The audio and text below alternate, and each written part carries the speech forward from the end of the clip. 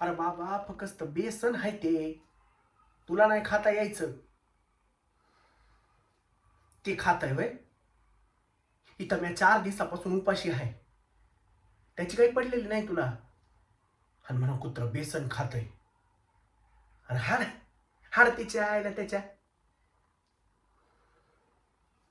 असं म्या म्या कुत्र्याचं तोंड सोडून खाल्लं. अरे तुझ्यावर येईल ना तेव्हा तुला बी कळणार या का कुत्र्याच्या तोंड सोडून खाणं काय असतं ते. अजून आठवतो मला तो दिस. असंच उन्हाळ्याचं दिस होतं. रण रण तवून पडलेलं. समधी साहेब लोक आपापल्या घरामध्ये पंखा लावून चिडीत चूप पडलेली होती. बाहेर उन्हाची आग आणि माझ्या पोटामध्ये भुकेची आग पडलेली. अंगात ताप बी भरला होता. कुठं भीक मागाय बी जाऊ शकत नव्हतो.